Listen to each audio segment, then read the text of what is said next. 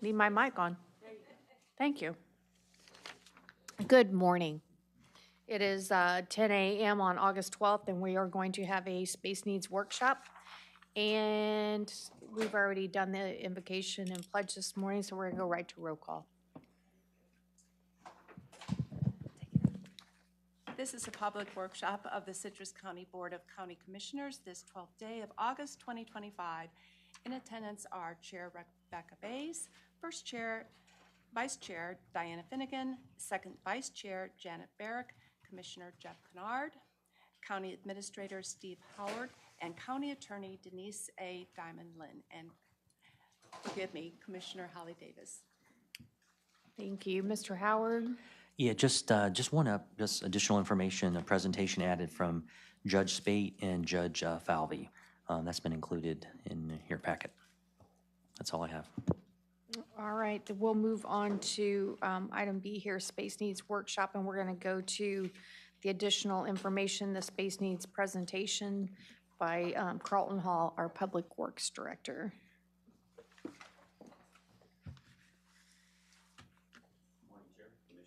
Good morning. Carlton Hall, Public Works. So we're here today to talk a little bit about Steve's catchphrase, charting our course, and it's all about space needs. So the presentation or the analysis for our space needs was presented a few meetings back, and that was really just a chance for us to get that out to everyone, have them look at it, as well as all the partners that were interviewed and that had input into that analysis. So today with us, we have ACOM, who did the study for us. We have someone in the audience, as well as Jake online, that can answer questions as they come up, or if there's certain slides you would like them to show from their space needs analysis, we can bring those in. Then we also have our own little presentation that we're going to go through some slides that kind of really talk about the county's view on it, what we've already started doing, what our plans are in the near future, and then what those plans are for the further out future. To get us started, though, we also have some of the partners that were involved in putting this together, some of the constitutional officers, the judges' staff, as well as the City of Inverness is here, and they have a few things they'd like to say before we get started. So I'll introduce Eric Williams to get us started. Good morning, and thank you for having me here today.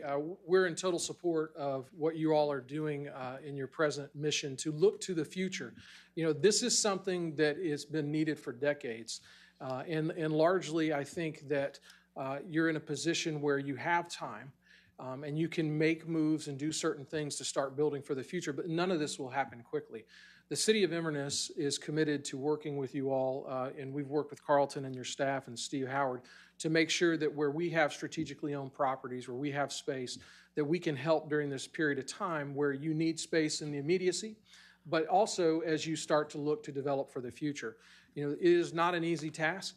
It is something that will always be wrought with folks that think you don't need these things, but as you all were having a conversation just earlier that I caught the tail end of, you're taking the efforts to plan for the future, which is vital, which is critical. There are many governments that aren't doing that. And you are taking the time and space to make sure that you're availing what things you can at the best you can today, but also looking to tomorrow. The city and the city council has talked about this on several occasions. We are excited to be working with you all. And again, there are definitely strategic properties and locations within the downtown that the city is excited to be able to help provide property and be part of. I'm here today if I can answer any questions or be support beyond what we already are doing. But we're definitely excited for you all and a vision to help bring a much needed and continued service into the downtown. Eric, thank you for being here, and we appreciate everything that you've done for downtown Inverness. It's absolutely come a long way.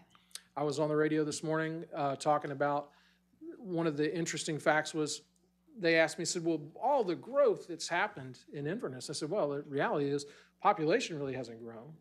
But the interest in the downtown and attractiveness has grown, and that's through partnerships. And one of the partnerships that I echoed loudly that we haven't brought to complete finality yet, but you're already seeing happen is the revitalization of the old courthouse and the square around it. People love that building. It's a great opportunity, but those types of dynamics and partnerships are a high tide for everyone, and we're seeing the results of that.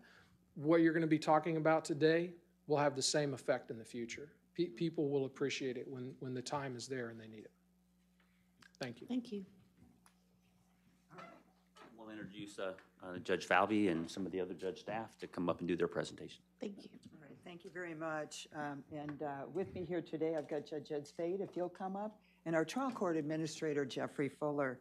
Madam Chair and Commissioners, on behalf of myself, Judge Spade, and the other judicial officers, we want to thank you once again for this opportunity to address you regarding our critical space needs here at the Citrus County Courthouse that directly impact the Citrus County Judiciary.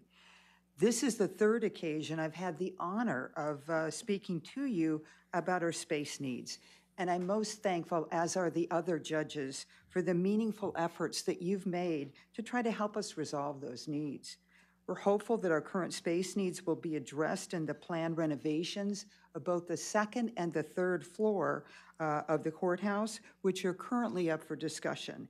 However, we would be remiss not to inform you that the Florida legislature recently approved the addition and funded 3 new circuit court positions, which are to be allocated throughout our 5-county circuit.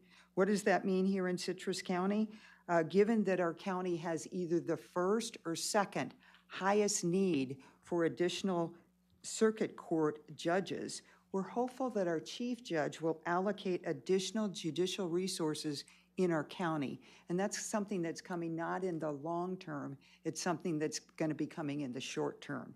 However, regardless, we currently have 4 circuit court judges, 3 county judges, a general magistrate judge, a child support hearing officer, a traffic court hearing officer, and occasionally a senior judge.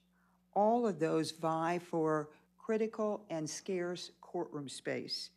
If you're keeping count, that means we have 8 full-time judicial officers and 3 part-time judicial officers, again, all vying for space with only 4 fully functional courtrooms. We also have Courtroom E, but keep in mind, Courtroom E has not been renovated, I think, since the 1970s. It does not have a jury deliberation room, so it cannot be used for jury trials, and it doesn't have a holding cell, which means we can't keep any inmates or process any court functions that involve or require the need for security of inmates. The planned renovations that you're currently discussing will meet our current need, but they won't support any additional judicial officers. Please know that all of the judges here make excellent use of the technology that we now have available post-pandemic, but there is no question that despite the use of that technology and use of the space that we have here, we're at a breaking point for space. It's a daily struggle for our trial court operations manager to try to handle the scheduling of all the courtroom proceedings that go on. Now, I've asked Judge Spate to go ahead and make some comments and provide a presentation about our space needs. So Judge Spate, if you'll come forward. So we just sort of dusted off the presentation that we gave you, I guess it was last April at the, out in Lecanto. I'll tell a quick story. A couple months ago, I got a lawyer reached out to my office, said, hey, I need a 15-minute in-person hearing sometime next week. Now, the answer to that question needs to be absolutely what day works for you. But for me, it's, well, we'll see what we can do. You know, it depends, you know, what time of the month is it? You know, the first 2 weeks of the year, Judge Falvey has, that's her trial docket. So she's got her courtroom blocked out for a week. My trial week is the 3rd week of the month, so I've got a courtroom blocked out for that week. Judge Fritton, his courtroom's busy just about every day. He's a felony judge. Judge Carney, the misdemeanor judge, criminal judge, his courtroom's pretty much full every day. So A, D, C is generally gone without question. And courtroom B is Judge Howard's primarily. He's got his adoptions. He's got his juveniles, dependencies. So that courtroom is frequently occupied. Depends on what day of the week it is. Monday, Magistrate Shanks got courtroom E. That's his day all day long. Courtroom E is gone. So on a Monday, A, B, C, and D, and E are gone if it's the first 2 weeks of the month. Tuesdays, Thursdays, Judge Thomas does her injunctions in courtroom E. So if it's a Tuesday or a Thursday, A, B, C, D, and E are gone at least the first 2 weeks of the month. So Wednesdays, maybe. Tuesday mornings, Judge Carney's out at the jail, so maybe I might have a Tuesday morning. Friday, I've got a courtroom. I do injunctions, or I do infractions on, traffic court, the infractions docket. So if I'm gonna do an in-person hearing, I pretty much know I've got Friday, and I've got that third week of the month, but that's it. And that is the struggle I've got every single day. And that lawyer who called up and said, I need a 15-minute hearing next week, we ended up doing it by Zoom. So 90% of what I'm doing is by Zoom. But sometimes you need to do it in person. You gotta get the people together in a room to get things done in person. So that's the struggle we have every day, is there's just not enough space for all the judges. And I'm not fighting, but I'm competing with, Judge Thomas a lot of times to get into a courtroom because she doesn't really have a dedicated courtroom. Judge Heelis is here halftime now. It's likely that we're going to have, instead of a halftime fourth judge, circuit judge, we're likely to have a full-time fourth circuit judge. So instead of competing with Judge Heelis 2 weeks out of the month, we're going to be competing for limited space every single day of the year. Does this thing work? Okay. Whoa, okay. Here we go. So again, 4 circuit judges, 3 county judges, a general magistrate, a child support hearing officer, a traffic court hearing officer. On occasion, we'll have senior judges coming in. We've got 5 judges, 5 courtrooms, and really E is sort of a half a courtroom. As Judge Falvey said, we can't do in custodies in that room. We can't do a jury trial in that room. So it's limited to certain activities can take place in that room. We've been doing the best we can. 80–90% of what I do is by Zoom. A lot of what Judge Falvey does is by Zoom. The civil dockets lend themselves to being done by Zoom. But if we've got to do a jury trial, even a non-jury trial, I'm limited to when I can schedule those out in advance. Judge Carney uses the courtroom out at the jail at least 2 days a month. I think pretty much every other Tuesday he's out there, so we don't have to bring the in-custody misdemeanor people here. Those all get done out at the jail. But while that's a big, beautiful courtroom, have y'all seen it, the courtroom out at the jail? It is a big, beautiful courtroom, but we can't do a criminal jury trial there. That presumption of innocence goes right out the door when the jurors are walking inside the barbed wire. And it's kind of a scary environment to try to bring people in to do a civil hearing. I'm not going to bring a couple of litigants from Homosassa into that courtroom, again, inside the barbed wire, to have their civil trial. We've tried to use the historic courthouse. I think it would be cool to do a non-jury trial or something up there in that courtroom. It is a security nightmare. The bailiffs just don't want us to do it. And it is a working, active museum. I've actually got a key, I've got a code, I can do it. It would probably be a Monday when the courthouse is closed to the public. But that would be more of a novelty than a practical long-term solution. It doesn't have the Blue Man over there, doesn't have the wiring. We'd have to actually bring a, what's it called, like a MiFi. We would have to, no electronic court reporting, no. No modernized technology. No modern technology, yeah. Like I said, I think it would be neat to do a trial over there. But practically, it's just not going to work.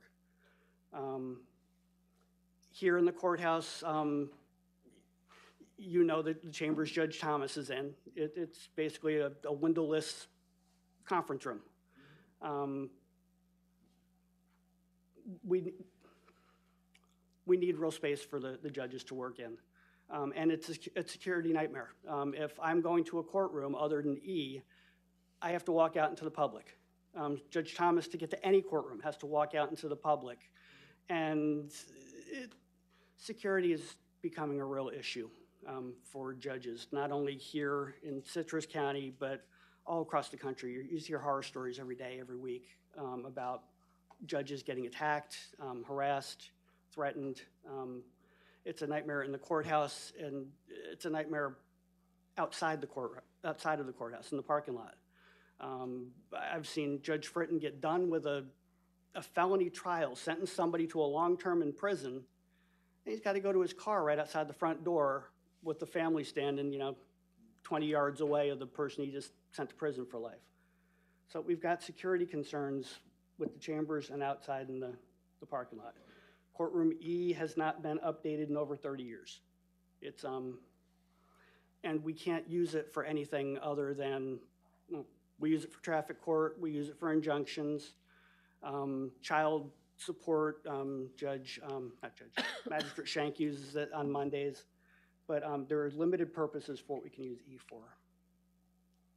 So what do we need? We need to modify the second and third floors of the courthouse to get us new courtrooms and chambers, and we're asking for secure parking. It's come to the point where we really need to, we're the only courthouse in the county, or in the circuit, that doesn't have at least a fence around the area where the judges park. I'm sure y'all have experienced folks out in the parking lot. I mean, your parking's no better than ours is. So we're asking for secure parking, and that really needs to happen sooner rather than later. And thank you. If anybody has any questions, we're here. Thank you. I've just got a couple of more comments, and I do want to touch upon the last topic that Judge Spate brought up, which is secure parking. And I need to tell you, he mentioned it, we're the only county in the 5-county circuit that does not have it. Times have changed since I became a judge 20 years ago. 20 years ago, it wasn't a concern. We really didn't get that many threats. Now they're coming in with great frequency. What is great frequency? Once a week? That's a lot. One of us is getting a threat of some variety that is a violent physical threat on a weekly basis. And we get those threats on social media. We get them by regular and electronic mail. We get them by telephone. Our JAs have to handle those calls. And some of those calls are obscene, they're profane, and they're expressing violent thought aimed at us. What we're asking you is that you give us some real serious concern to providing us with some kind of secured parking so that we can safely perform our duties as judicial officers. Again, we can't thank you enough for your efforts to meet our needs. We know that as our county continues to grow, our needs will only increase with the passage of time. But we're very, very thankful about everything that's being discussed. I think these are all workable solutions, at least for the short term. Certainly some long-term thought needs to be done, but certainly for the short term, the renovation of the second floor and the third floor will really help alleviate a great deal of the problem that we face now. And I think there are some easy solutions that I've been talking with Carl Hall about to resolve the parking situation. So I think there are solutions out there. We just need your assistance, because it's only, I think, a matter of time, sadly, that one of these threats come to fruition. And as Judge Spate mentioned, when Judge Fritton does sentence people, and I've got family cases where I see, as soon as I head to my car, the families all gathered out there, and typically one, if not both sides, are very unhappy with decisions that have been made by any of us judges. I've moved, as you might have noticed, all of our judges up to the front of the courthouse. If you hadn't heard, the reason I did that is because there were real significant death threats against some of our judges. And so I felt the need to move them all to the front of the courthouse where the bailiffs would have a better opportunity to watch their vehicles during the day. So that's what that's about, and I apologize we had to do that. I hate to take away parking space from our public, but by the same token, there's a need for us to be safe and secure in the jobs that we do. And we make very difficult decisions that impact people's lives and make people that are just a little bit unhinged even more unhappy. And that's the concern. But thank you so much for everything that you've done. Getting rid of the gazebos has resolved a huge security concern we all had. And having everybody park up front has helped. But we still need some help on these issues of meeting our space needs concerns. But I think we're well on the way there. I just think we also need, given the climate, and certainly you see it in threats to elected officials. It's not just judges, it's elected people all around the country that are being shot. You see it at bases now, Army bases, Fort Stewart just this week. So there is a need to provide us with some additional security. I hate to come to you with that request, but I think it needs to be addressed. Thank you very much for your time. And if there's any questions you have of me, I'm certainly here to answer any questions you might have. Commissioner Finnegan? Good morning, judges. Always nice to see both of you. I wanted to ask you, and I'm hoping, I agree with you on the parking. I think that that's critical. You know, I have said since I've been elected, I'm ready to pack my bags and move out whenever we're ready to give you this space. I understand your need. But for parking, I'm hoping, Carlton, that it doesn't take as long as it would take for the renovation, because I do, you know, we need to keep you all secure. But, so there's possibly 11 right now. If we were planning for the future, making a good plan, how many parking spaces would you think? Well, and it depends. One of the concerns I've had is our judicial assistants. And they also are at the brunt of all the interaction between the public and our offices. The reason why is we cannot engage in any ex parte communication with the people that appear before us. So they're the first ones that hear the incoming threats if it's not done on social media. There's been a lot lately that's been done on social media, but they hear it. I know that some of them are concerned about their personal safety. They're the ones that are meeting these people that are dropping off paperwork. So do you have a number in Well, mind? the number would be, I would think at the very minimum are 8 judges, and I would think 8 judicial assistants. Now, in that number, I have not included our child support hearing officer, who obviously imposes orders requiring people to pay child support they're not happy with. I think our child support hearing officer is at risk. I think it's probably 8, 16, less than 20, certainly. But we would, planning for the future, we'd probably want more than that, because as judges so, and come. I would think that you all might want to give some thought to your personal safety. I don't know if any of you have been subject to threats from the public. I don't know that we're going to be here, though. Yeah, if you're not here, it may not be as critical, but certainly we would need, I would think, at least 16. 16 Yeah. to Yeah. 20. Sooner than later. Long Okay. term. And one of the things that I've talked about, at least with Carl Hall, is that we need to make sure that whatever secure parking we have is not just a fence that the public can see through. The reason for that is they can stand outside and then they are shooting fish in a barrel.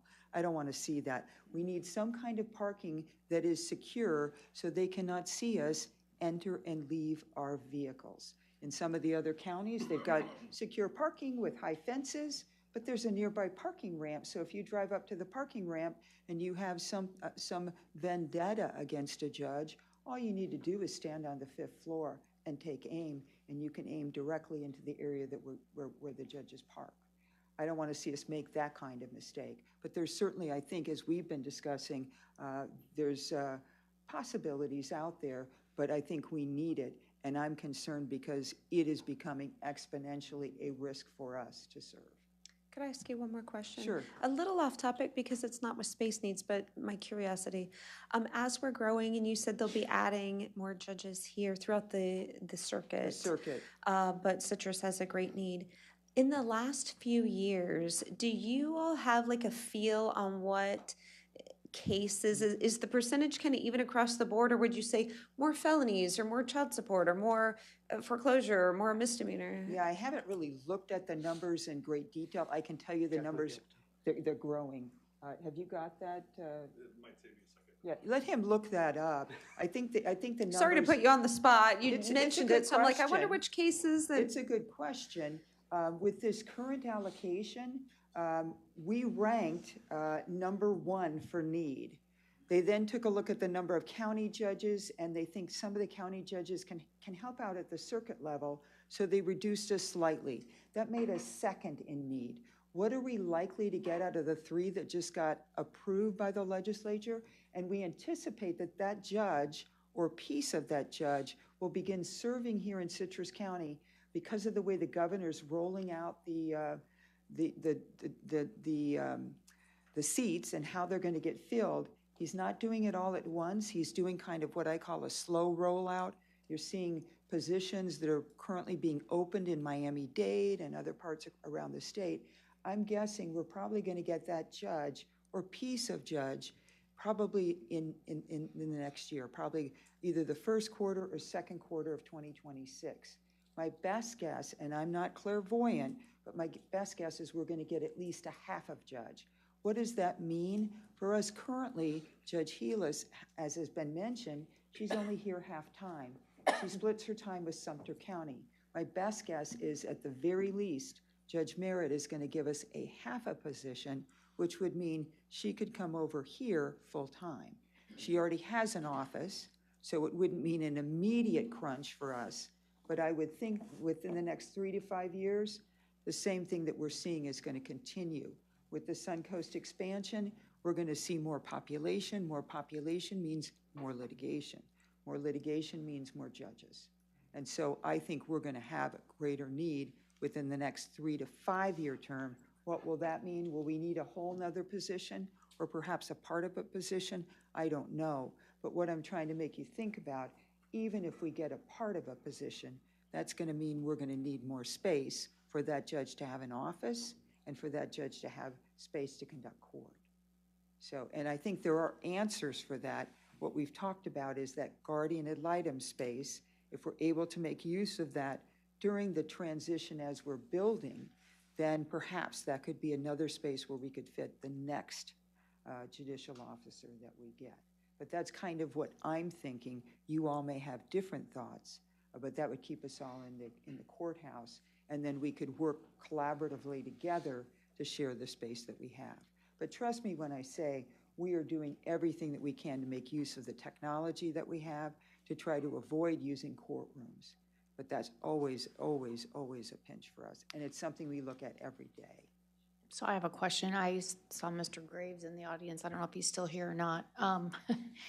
When we first sat down with the company doing the analysis, I brought up the idea of potentially if we built a courtroom on the vacant lot next to the jail out there, that would be strictly for criminal. You at that time said you really liked that idea because you didn't have to transport inmates back and forth. That was a safety issue, and they're right there if you had a brand-new facility. Is that something you still like, or you've decided against it? Commissioner, and for the record, I'm Mike Graves. I'm the public defender for the Fifth Circuit. If done correctly and thinking forward, we certainly can handle that. It would allow us to, I think, move cases more efficiently without the necessity to transport the long distances. As a bit of an aside, we've had some very positive meetings with the warden and the assistant warden on our access to inmates. There's a statute which gives us 24/7 access to all jail inmates. We were getting about 2 hours a day, limited to 4 inmates, and when we have 35 inmates set for court on a Friday, it's hard to make that number. That'll allow us to do that. We would need some space out in that area to have meetings, to have offices. If it's one courtroom and we're going to have trials there, depending on what the use is, there'll be some ancillary space that's needed for us, and I'm sure for the state attorney's office as well. But we'll make it work. The only concern that I would have about that proposal, and we've talked about it for years, we have a bar, and I'm talking about now the private bar rather than the public defender's office. Some of the private bar members not only practice criminal defense law, but they also practice family law and civil law. Now you've got them stretched between 2 different locations, and it's really hard to accommodate their needs and whether they're moving back and forth and trying to be in 2 different places at one time. The other concern would be obviously the clerk. The clerk would be impacted on that because the clerk's personnel then would have to be moving back and forth, and ideally the answer would be to build the facility here. There are other concerns, and Judge Spate touched upon them, which are really constitutional concerns. If you're a criminal defendant and you're facing trial in an area that's surrounded by barbed wire. No. I was talking about a brand-new facility like out, that. out in Lecanto.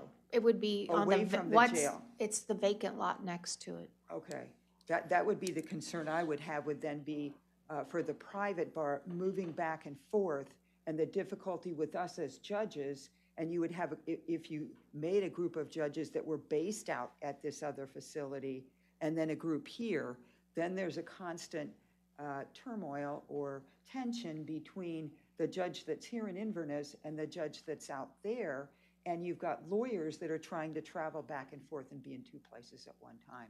Different for the public defender. You can certainly staff the office. State attorney could as well. It does impact the clerk and how they work and how their personnel are expected to move back and forth. So there's a lot more to it, but I guess my thought would be to try to keep things here in Inverness where everyone is, and rather than to try to divide. And it becomes more difficult once you divide. Thank you. Madam Chair. Judge, that was the same question I was going to ask about the presumption of, you know, you're going right by that, I think it's a level 5 youth facility Yeah. with monster razor wire. Yeah. The jail doesn't look that bad because you turn in before it, Right. but that juvenile detention center is Level 10. level 10, thank you, very frightening looking, going so, pardon? Try being in it. Yeah. Because I'm not sure exactly what parcel of land you're talking about, but if it does involve driving by the juvenile facility, It's got directly razor- next to, it's Okay. between the juvenile It's facility got and the razor jail. wire all over, and rightly so, but that I think would impact presumption of innocence if you're having citizens then drive down there and looking at that as they're going to serve on a jury. I just don't think that's a good idea. And in all deference to the court, my mind, and I was thinking, Commissioner, as we were having that discussion when they built the new courthouses in Clearwater. Initially, the new Clearwater courthouse was right next to the jail, and it was a criminal courthouse, criminal alone. We were able to make it work. We had to keep all of those matters in mind, but we're able to accommodate it, and I'll make it work. I'm kind of, you tell me where we're going to have offices, they'll tell me when to be in court. We'll make it work. And I understand. I guess for me, my frustration is I'm trying to look 50 years out. Where are we going? As opposed to just putting Band-Aids on things. We have a very limited amount of space in downtown Inverness. We have 2 municipalities in this county, and you want thriving municipalities. So not only is it a drain and a burden on the taxpayers to fund all these various locations that we have this facility, we have the Stovall building, we have the sheriff's office, we have the annex. That's just on the east side of the county. And I'm thinking about the time value of money, and you're sending people around to mow grass and maintenance, and I'm looking at the lack of efficiencies in at being an old building. So if we had newer facilities and we consolidated and we had people, and you can put this stuff back on the tax rolls, what's the savings? I mean, but somebody's got to crunch the numbers. That's what's got to happen. We got to look at the numbers and go, man, if we're going to spend $60 million on a new court facility, but you're going to consolidate all of your staffing into locations, you're not sending employees running around mowing grass and janitorial service and changing light bulbs. There's a huge cost savings, plus you're putting stuff back on the tax rolls. And I see a really nice boutique hotel somewhere. I see a mixed-use development. You have old downtown, you have new downtown. It's thriving. And so that's the kind of stuff I look at. We need a parking garage. I mean, we're taking up some of the most valuable space in downtown Inverness, parking cars along a lake. And it's just fundamentally a bad business deal, in my opinion. So I'm looking at it not only just trying to fix your problem today, but how do we solve this long term? And I know that's not your problem. I'm just, Yes, of course. I'm looking at it saying, we have a Lecanto government complex. That's very fractured. We got people in Beverly Hills and we got people in Lecanto. I mean, there needs to be some realignment and shifting it. And I know some of it's timing because as, you know, the Veteran Center comes online and we can move people around, we're 3 to 4 years out of accomplishing that. But I want to make sure that whatever we're doing, whatever decisions we're making today, they're good for many years out. But because I don't want to just keep redoing things for the sake of redoing them. Let's put a really good plan in place and then fix it, because we all have space issues. I mean, I appreciate, you know, the courtroom hasn't been remodeled in 30 years. I mean, I look at Lecanto Government Building, it hasn't been, it's just finally getting some paint and some new flooring after 30 years. We're struggling, you know, I mean, I wish y'all would have been here for the 5-year financial forecasting. It's tough, and we don't know what next year brings from what the legislature might impose on us. So we have some challenges that we have to figure out and look at, but I think we're getting there. But I just want to make sure that whatever decisions we make as far as spending money, that we're making decisions that will take us into the future and that we're not back at this in 5 years.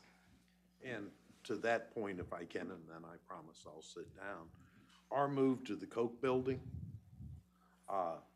that's not a long-term fix. You know, I usually, when we have built in other counties, I'm trying to look 10 to 12 years into the future. This is a 5 or 6 year fix, maybe. If a new circuit docket opens in criminal in the next 3 years, and I've talked with Mr. Gladson about this, and we have to staff those with an investigator and 3 more lawyers and alike, I'm out of space at the Koch building. I'm going to be carrying 2 to 3 additional offices, and I suspect with the rate of growth that we're seeing here, those are going to be gone in 5 years. Yes, Madam Clerk. So to Judge Falvey's point, and understanding exactly what you're saying about the maintenance, lawn care and such, but it would be a tremendous burden on our clerks. We are already struggling to cover all the courts upstairs because, as most of you know, our CCOC, our state funding, the legislation gave us no additional funding this year. So we are struggling with that, and so it would be a hardship to send some clerks out to Lecanto to cover when all of our courtroom clerks are cross-trained right now for the most part, except the new ones. So that would be a huge burden. Also, to Mr. Graves' point, our IT department is moving over into the Koch building, and that we are happy with the plan. We are perfectly fine to support that, but long-term, it won't. In 10 years from now, that won't meet our needs. IT, technology, that's where it is, right? So we're gonna have to eventually grow our IT staff. So that is going to be my understanding, and I know Carl will give you the presentation as a 5 to 10 year need. I would love to have all of our clerk staff in one location. Meadowcrest, we do need a presence on the west side, but we have our annex location. I would love to get all of our people to collaborate and be in one building. Makes sense that they would be able to collaborate with the board side, Department of Management and Budget and such, not just by phone or email. You know, right now we're having to travel for our meetings and demos of the new financial software, and they're going to be working very closely together. So I'm not sure if that helps, but it would be a hardship for sure on that. Okay. All right, Madam Chair, we do have from our trial court administrator, Mr. Fuller, at least an answer to the questions that you had asked about our growth within the various different court types. Well, I have the numbers, the last numbers that we have available are 23, 24. We don't have the 24, 25 numbers to know, but there were 5,500 case filings in Citrus County last year in the circuit, just in the circuit court. That's not counting the county court as well. So just in the circuit court alone, and that's the judges that we're talking about. We're talking about adding these new judges for the 3 that were added to the circuit by the legislature this year. And the 5,500 is up from the filings the year before that. The number escapes me, but it is up. And the biggest number of filings that we had last year were in family and probate. I think 31% of those 5,000 cases were in family and 26% were probate, and then 21% was criminal. That's the top 3 case number filings. What was the percent in criminal? 21% of all case filings were criminal. And do you know how much that was up over? I don't. I can get you those numbers. If you'd like, if the commission would like those, I'd be happy to put those together and share it with the commission. I'm just trying to put that together with the expenses on the jail side. Oh, okay. Yeah, I can certainly get those numbers. They're available, easily available, so I can pull those together and get those to the commission. And then what, do you all hear the juvenile cases as well? And this is the thing, all the counties in our circuit are experiencing a tremendous rise in the amounts that are being charged and the amounts of juveniles that are being in secure detention. We haven't been able to put our finger on exactly why. It's so much higher in our circuit than the other parts of the state, but it's something that it's happening in all 5 of our counties. Well, I sat on the DJJ board, and one of the things, it doesn't necessarily mean that it's Citrus County, but first-time offenders, if they're in altercations, they're being charged, and if the family doesn't take them, there's no place to put those kids for it's usually a 2-week period, like a cooling off period, so they're going into DJJ, and I think that's driving up some of the cost. And that's not really where we want those kids, especially first-time offenders.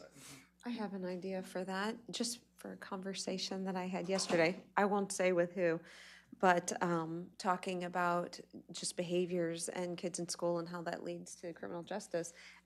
Unbeknownst to me, my son's been out of school for quite some time, that everyone's so afraid of touching, is what I was told, touching a child that's misbehaving, that now that if a child is destroying everything in a classroom or misbehaving, the teacher will take all the other kids out of the room, and maybe there's not really consequences, or the parents are not following through with behaviors of the child, which that scares me to death, because if we're not setting standards for children when they're young, you're likely going to see them when they're older. And I don't know that that's just here. The conversation was throughout the United States.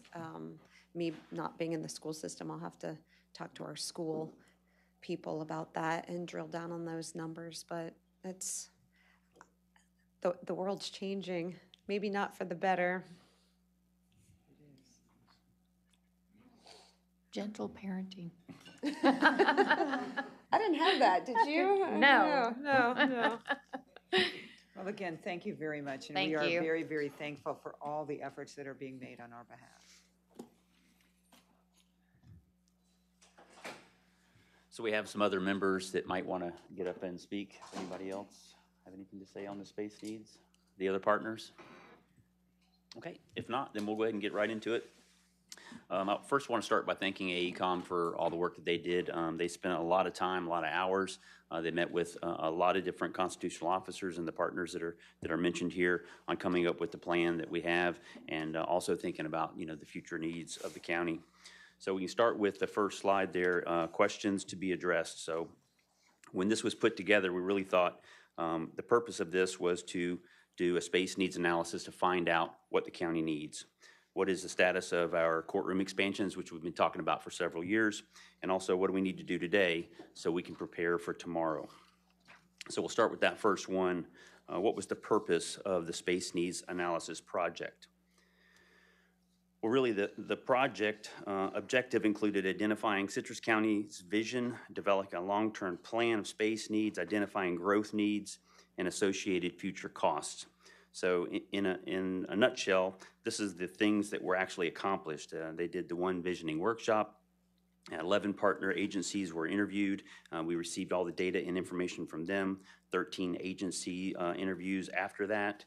We had 8 buildings that were actually looked at and analyzed. And then the deliverables was a visioning report, They did a condition assessment and also building and infrastructure plan. So that's all part of the analysis that was put together by AECOM. So when we talk about stakeholders or partners, we're really talking about the Board of County Commissioners, Commission Office, the County Attorney, University of Florida IFAS Extension Building, Water Resources, and all of our constitutional officers from the clerk, property appraiser, the sheriff, supervisor of elections, and tax collector. And then, of course, the 5th Judicial Circuit, including guardian ad litem, judicial services, the public defender's office, the state attorney's office, and, of course, the health department. So when we talk about the buildings that were analyzed, the Inverness campus was one for the Citrus County Courthouse itself, as well as the Coca-Cola building that we were talking about doing some renovations to make room. Lecanto campus was, of course, the Lecanto government building, the IFAS building, Nature Coast EMS, admin, as well as the maintenance building that Water Resources will be moving into very shortly, and then the Central Citrus Resource Center, or CCRC, there at Mark Knighton. In addition, we have our West Government Center, or the Meadowcrest campus, that was included in this analysis. So the recommendations that came from the analysis was to, of course, renovate the courthouse complex for future needs, and we're well into that. I'm going to introduce Tom Henry, construction manager, to come up and kind of go through the steps where we are currently. Also, we were looking at to realign services for long-term efficiency. So really looking at the space that we currently have or any space that we produce in the future, looking at ways where we could share the space with everyone who inhabits that building, as well as Commissioner Bay's idea of trying to bring everyone in the county together in one building, whether that be 3 campuses, but at least get those stakeholders that actually work together and have interactions with each other in the same building or in the same floor. Also, we were reassessing our strategy for, to look at this every 3 to 5 years. So things change. Of course, construction costs change, budgets change, space needs change. So every 3 to 5 years, we're talking about coming back together, making sure that the plan is still accurate, correct, and making changes as needed. So what is the status of the courtroom expansion project? So I'll get us started with this slide, and then I'll introduce it to Tom Henry. The Coke building renovation really started in about 2022. There was lots of different ideas that kind of bounced back and forth for the Coke building, and I think we finally settled on the right plan. Even though it's not a long-term plan, it at least gives us the space and the need that we have on the 2nd floor to get some of those folks into another building so that we could go about making those 2 courtrooms that are desperately needed. Space needs analysis. Commissioner Kennard? Carl, can you talk a little bit more at length about the Coke building? Because what I just heard not 15 minutes ago was the Coke building may serve its purpose for 2 years, 3 years. When we went into this some time ago and we were talking about renovating the 2nd floor, what I was told at that time was this is a 10-year plan that we're working on. Well, I heard now that when we get another piece of a circuit judge, that's already not going to be enough. And now the Coke building isn't enough. Seems like we're spending an awful lot of millions of dollars for something that's going to be revisited again in 2 to 3 years. So as we go through the plan, you'll kind of see what we're trying to do right now is make the room that we need for the court system to get those extra courtrooms on the 2nd and the 3rd floor. And that's really a short-term goal. The Coke building is a building that's vacant, it's ready to be constructed for needed space. And the goal is to get anyone that's on the 2nd floor that's kind of in the way of that expansion for 2 courtrooms into a new spot, a new office. So there's only so many square feet in that building, and we've worked with the public defender as well as the clerk's IT about going over a layout that works for them to give us as much time as we have or we can get out of the square footage that we have in that location.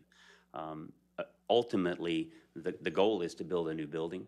And as Commissioner Bays has brought out several times, we need to get a lot of those ancillary offices that are spread about the county all into one space. But of course, that comes with a price tag. It's funding and it's time. So the original goal is to just get things moving on the short term, 2 to 3 year plan, and then we go to a 5-year plan, and then we're on that 10-year or more plan of building a new facility.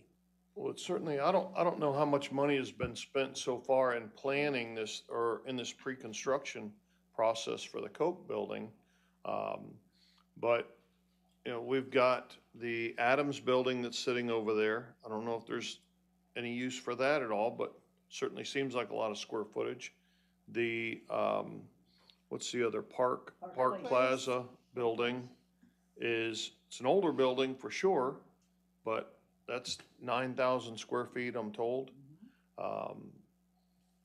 Is there any consideration for pivoting to something like that rather than putting millions? I mean, what's the remodeling of the Coke building projected at? Well, we have $2.9 million budgeted. It doesn't mean we're going to spend that money on that building, but that's what we have had in the budget for the last year.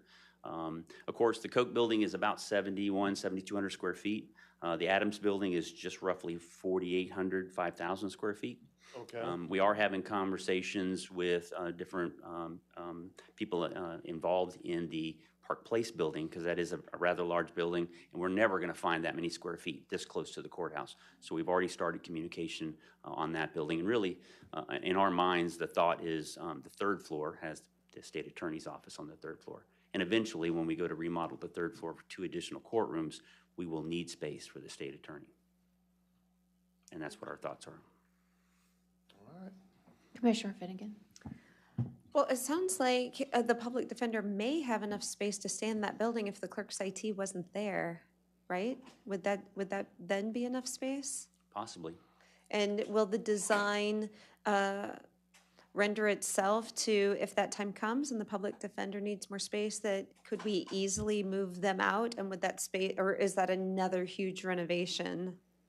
It's already kind of broken up to some cubicle space, a small training room, some shared break room areas and bathrooms. So I don't see that being a big change to actually let them take over the rest of the building. Of course, we'd have to find somewhere for the clerk's IT to move, but again, we can look at that in that 3 to 5 year window. I also wanted to double check the space, because Commissioner Kennard said 9,000 something, which was my guess. I had rented a space in there many years ago, but when I talked to Steve, didn't you tell me it was like 4,000 something? I think once they were talking about both floors, I think though, it was, once we determined both floors, there was actually more square footage. And I've actually had direct discussions. So it was closer to what I thought. I think so, yeah. I was shocked when you said that. I'm like, yeah, I think they were don't talking remember about it the that first way. floor, not the second floor. I think it's very close to 8,000 square feet. Yeah, and Okay, I've had that direct sounds discussions with the owner of that property as well. They are interested in selling that. The other nice thing about that property is parking. You have parking with that as well, which is good, but it will require extensive renovations, I think, in that building as well. Commissioner Barrick. Carlton, it says the Coke building renovation started in approximately 2022. I know that the supervisor of election moved out of there before 2022. And I know that some of the board members that are up here were on the board when it was decided between 2016 and 2017 that they were going to put money aside and they were going to start doing this renovation. My question is, why and where is the money that should have been put aside, and why has it taken so long? You know, Commissioner Kennard says that it's, the gentleman said about 5-6 years if they move in the Coke building. And Commissioner Kennard says, well, if we renovate it, that's not a lot of time. We've already spent over 5 or 6 years, and we haven't got anywhere. We have a pre-construction, and that's in approximately 5 years. If we start this construction, how many more years is it going to take to be able to move these people next door? So what we're looking at is in a future slide, you're going to see projections for completion dates. So right now we're at about 30% being reviewed. They're working on the 60% plans for the Coke building as well as the second floor of the courthouse. So we're in hopes in the next 2 to 3 months that we'll have a full set of plans that we're ready to then start the process of going out to bid for. Of course, the Coke building has got to be remodeled before we can get the people on the second floor moved out. So it'll be a 2-step process, but it'll be one bid. So we lock the pricing in right now as soon as we can go out to bid. As far as the time delay in the Coke building, there's been so many different ideas of who's moving into the Coke building, and we've gone around and around with different administrators as well as different boards about what makes the most sense. But I know that the decision to keep the courtrooms inside the courthouse for security purposes as well as make the best use of the space is the best idea. And I know it's dragging it out, it's taking a little longer, but I believe that's the best solution for the problem.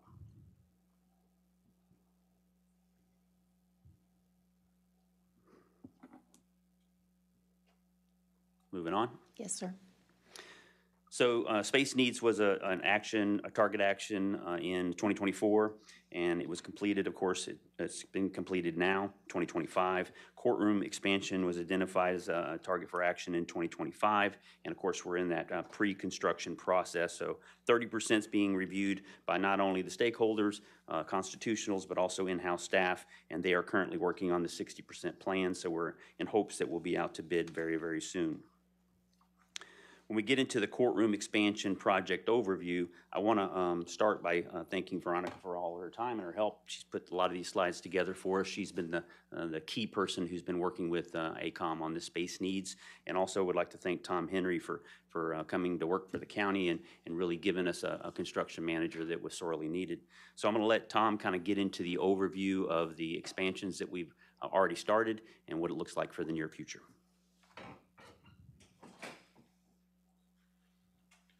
Thank you, Carl. Tom Henry, project manager, construction project manager, but formerly construction manager and impromptu space planning helper for Carlton. Yes, Commissioners, Madam Chair, thank you for letting me speak today. Pardon me. As we know by now, we're looking at remodeling the second and third floor of this building. This building is the older section, I call it the West Building, and the other side is the newer section, call it the East Building. We are specifically talking about the second and third floor of the West Building. No construction on the other side. Pardon me. So in order to remodel the second floor and increase space for the judicial partners that we have, we need to relocate everyone on the second floor. And that will require a few smaller projects that will be able to house the people or locate the people on the second floor for the coming several years. As Carl mentioned, we have a long-term plan, which he will present at further into this presentation. And making those areas to receive the occupants of the second floor are the Koch building, as we've discussed, which is about 7,000 square feet. The public defender will occupy about 4,500 square feet of that, and the clerk's IT people, staff, will occupy about 2,500 square feet of that Koch building. Remember that the whole second floor adds up to about 17,000 square feet, so that's a lot of space we need to remodel elsewhere. We're at the mercy, if you will, of the commercial real estate market right here downtown. The common theme that all of our partners presented was they need to be very close, co-located practically, to this building, and also to have a secure building for logistical reasons, be located very close here, and efficiency reasons. So we have a few other locations that we're looking into for the second floor occupants of the courthouse. We are looking at a small building with partnership with the city of Inverness. Right next to J.J. Groh's office, there's a small 1,000 square foot building at that location where the state attorney's staff on the second floor is about 1,000 square feet. So that's an even swap. They'll be right on the other side of the parking lot. We also have the commissioners and the legal team, Citrus County legal team, moving over to the second floor of the Inverness Government Building, AKA City Hall, at about 5,100 square feet. We're fortunate that we have multiple groups on the second floor because there's no commercial space at 17,000 square feet right now available in one location close to the courthouse. A couple of them are several miles away, and that's too far for our partners. Excuse me. So relocate the second floor tenants, the Coke building as we discussed, the other sites. We are planning on moving guardian ad litem out of the first floor here. So the judges on the second floor can still be in this building and occupy that space temporarily. And as you recall, just recently, you authorized entering negotiations for a 2,500 square foot building down on East Highlands that the guardian ad litem people said would fit their needs. So there's really multiple projects, small renovation projects, to start off with before we can start construction and renovation on the second floor. Interestingly, we're bringing in two other projects into this courthouse renovation, second and third floors. We also are upgrading the courtroom AV systems, and we're designing these in parallel with the second floor design and the Coke building design. And we have another project for upgrading the emergency backup generator for this building. So there's a lot going on, and it's challenging but exciting in order to put that all together. The third floor renovation is related but really an independent project. We can start that at the same time, actually, but due to funding issues, that will be coming after the second floor renovation and all the related moves for there. And as Carlton had spoken about, when the third floor needs to be, that staff needs to be relocated, we're looking at the Park Place because it is so close, and it's about the 10,000 square feet that we've discussed with the state attorney, that space that they need to meet their space needs. Tom, Commissioner Yes. Finnegan has a question. Sure. Hi, Tom. Hi. This really isn't for you, it's for the board, but you're starting on the third floor, and I want to just jump back to the second floor so we can, Okay. be on the same page. Board, respectfully, I understand that our attorney needs to be close to the courthouse, and maybe all of them, but I cannot agree with, sorry, Eric, you have a beautiful building, and I know we could be very happy there, but I don't see us spending taxpayer money on renting spaces for offices that we don't occupy that often, when we have space. So Ken's whole department is moving out. That was supposed to be January, but they're moving out. So the government center has plenty of space. The Mark Knighton Court is getting a new hospital. That's going to be space. Commissioner Bays talks about putting everything government-centered on a campus. We can kind of do that in Lecanto. You have a health department on a government space, that's not government related, and you have IFAS there. You have two other buildings, plus we have an existing government building that's going to have all this space freed up. My humble opinion, all government related services that doesn't need to be attached to this courthouse can be there. If we're gonna move things around for the future, make that a whole government complex, but it's not the days where the five of us get here from 8 to 5 and are sitting in an office and we have to be close to the courthouse.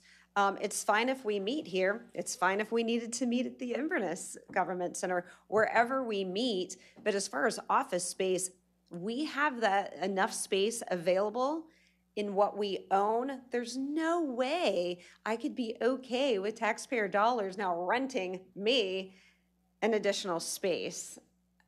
I cannot do that. Now, future expansion for judges, for court-related things, if we need to expand this footprint and build out and buy buildings, I understand the need for that because that has to be here. But all these ancillary people that don't have to be connected to this courthouse, I am not going to vote a yes on renting or getting additional space for anybody that does not have to be attached to this building. Well, in response, I'd like to invite Carlton back up. I'm not aware of any plans for the space that's being vacated by the utilities group. You're not aware of that? I am not aware at this time of that. They kept you in the dark, Tom. Let's be mad at them about that. When are you kicking the good Ken Cheek out? Well, right now, they're about, what do you say, 30% done with the rough-in of the walls. The demo's all complete. The rough-in is about 30% complete. So we're hoping sometime in November, December for a move-in date. It's supposed to be January. Remember that? Oh, yeah. I know. So hopefully, the board can make some decisions on what makes the most sense, because there will be space. I'm thinking that the VA move is going to be a few years out, 2 or 3 years out. But of course, it's really whatever the board decides. I know that being close to the courthouse is important, but not necessary. The other thing we were thinking for the judges was if they need additional space in the future, of course, the BOCC meeting room, this chambers that we're in currently, could also be used for court-related services. If we were to move to the City Hall building, they have a meeting room that actually seats more than our meeting room seats. So it would be an ability to move that and give additional space to the judges if needed. Having offices centrally located helps all citizens of the county. I guess only adversely affect might be Inverness, since, you're here, and that would be Floral City people.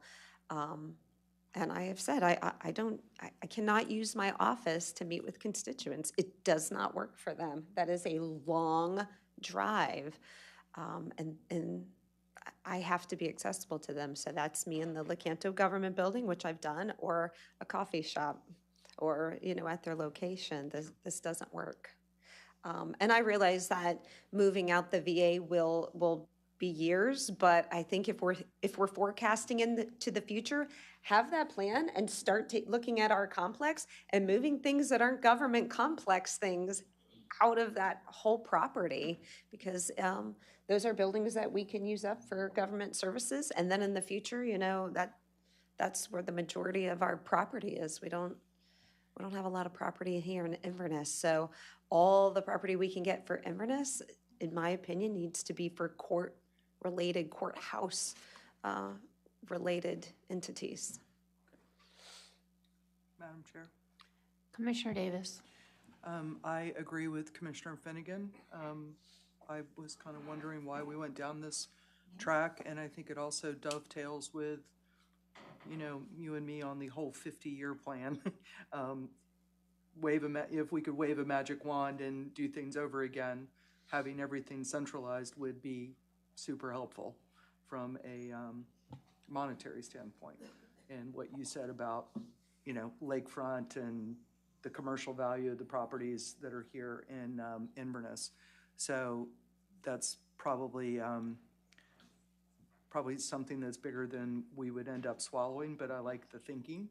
But this is at least a partial step towards that. We're getting everybody into Lecanto. I did like Mr. Howard's idea originally of the IFAS building, just so the commissioners aren't in the main building, so we aren't running around the halls with staff interference and so forth. Our chambers or our offices upstairs echo. The poor, who now on my third board assistant, is there all by himself, and the only people that wander in and out, occasional commissioner and legal staff, and so I don't see any reason why, and I couldn't tell what you were talking about with Madam Attorney, and that would be up to her whether she said she could move to Lecanto as well. I think she said she needed to be, or somebody needs to be closer to the courthouse, and I understand that if there needs to be space. But the rest of us, and Reese, how much better could he and Cheryl work together, covering for each other and being in the same space? But, I know you're alluding to the sheriff's office building. I'm going to look back there and see if I see Mr. Adams' head spin around when I say this, but I probably shouldn't think on the fly like this. But when we talk about moving and making it government space, if we did need even the current sheriff's office area for something else in the future, the EOC is already there. If the health department were to move out, or we put them in that space too and make that some sort of a government, I'm just thinking off the cuff here, nobody get excited. He's smiling. Spitballing does tend to get us in trouble. A little. But my point is keeping Let's take a government bite out of the together. elephant in the room. Inverness is the county seat. Correct. So, The county seat I heard was stretched all the way to our government building. No one's, Inverness is the county seat. I'm certainly not That was done suggesting. to build the building out there. This is the county seat. I understand and fully appreciate, and there may be some way that I can get on board with not paying rent over the next 10 years, but I do not want to see the county commission temporarily or definitely not permanently moving to Lecanto. This is the county seat. Our That's part of our offices or community. meetings are you speaking of? What's that? Are you speaking of our offices or a meeting space? Because I'm not suggesting moving the meeting space out of Inverness. I'm suggesting you don't need an office here. The problem is once we move out there, county commissioners aren't coming back. Once you move the sheriff's office or start the discussion of moving the sheriff's office out there because the EOC is already there, they're there permanently. You're killing the local economy of one of our cities. We should have worked with the city of Crystal River and built a west side county building over there instead of buying the Meadowcrest building. That's water under the bridge. We put millions of dollars into it at this point, but that was one error that was made before any of us got here. Another error that could be made with us sitting here is starting to slowly move county government to Lecanto. Explain that to me. Putting the sheriff's office aside, that was a spitball. I don't even know if I'm behind that, just spitballing. How is moving our offices killing the economy in Inverness? Because there's lots of activity that surrounds county buildings. Our offices. Yes. The 5 offices is what I'm talking about. 6, Reese. 6 offices, and you're not here anyway. It's step one. And step one leads to step two, because step two is then we're moving the county attorney out there. And then step 3 is we're moving this other part of county government out there. That's the way it starts. So I'm not I'm going to with agree with you on Commissioner that. Bays as the county seat. I would oppose it. To be clear, I'm 100% on board with the county seat being in Inverness. Sure, me too. Commissioner Barrick. Okay. I've been coming to these meetings a long time, longer than any of you. I made suggestions years back when the Adams Building came up, and you didn't want to listen. Okay? I've made other suggestions along the way. I've also suggested the Park Place, because I saw it was coming up, and I talked to our administrator, and I said, listen, this is coming up. I do not want to pay rent anywhere. There is no reason to put rent money, because that gives you a receipt, and what can you do with that receipt? Yes, unit for kindling in a fire. We need to be doing what we need to do. If it's moving out to Lecanto because the Public Works is moving to the other building, fine. We don't need gigantic offices. We get 1 or 2 people come to visit us, okay? We don't get big groups. Yes, we do need a meeting place, whether it's out there or in this building, and we keep the courthouse, for our meetings. But I cannot see wasting any extra money. We have wasted time in not getting this done. It was started years ago, before you were around, okay? The supervisor election had to move out of the Coke building. 1, 2, 3, they had to be out of there. And Susan Gill did a wonderful job getting it there, and Maureen has done a wonderful job making it a really great space. And that building still sits. And the money that was supposed to be set aside was never set aside. So yeah, we're in a conundrum with the money because we didn't set it aside. I wasn't on the board when it wasn't being set aside, but it was supposed to have been set aside because that was the plan. So I cannot see wasting any more money or time. We need to move things along, get whatever needs to be done at the Coke building to get people out of this building. And if there is space at the Lecanto for us to have our offices, a 10 by 12 room is all we need to have an office. We don't need what we have upstairs. And I know some of you might not like that idea, but we don't need a big, big space, each of us. But we do need our space here. An attorney needs to stay in Inverness, so maybe she needs to go over to the other building, you know, by the appraiser. I don't know if he has any space over there, because we already own that building. Okay, so I was hoping, because you are the project manager, that you would go out and do, you know, get us something that we already have and put us there. Not spend hundreds of thousands of dollars on rent. We could very well give hundreds of thousands of dollars to the Park Place people as their mortgage every year. I would rather do that. Well, we can certainly pivot with that suggestion if that's the will of the board through Mr. Howard and Carlton down to my low level. We can certainly accommodate that if that's your direction. The slide that's up right now shows a summary of what we have planned at this point. And where everyone on the second floor is scheduled to go with the smaller remodeling projects that will make space for the second floor occupants. And again, the guardian ad litem on the first floor will be moved into a new building to create a space for some of the judicial people on the second floor so they can still remain in this building while the second floor is being built out. Okay, Reese, thank you. So again, here's a summary with the square footage. Again, we're dealing with quite a bit of square footage, 17,000 approximately for the second floor just in this building, which represents half of the building.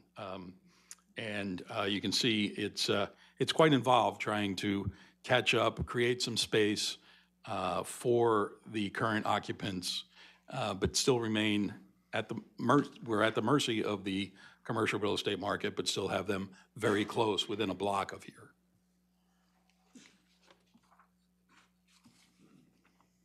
And at this point with the funding, that's Carl's specialty, so I'll invite him back up. Thank you for your time. Carl, while you're coming up,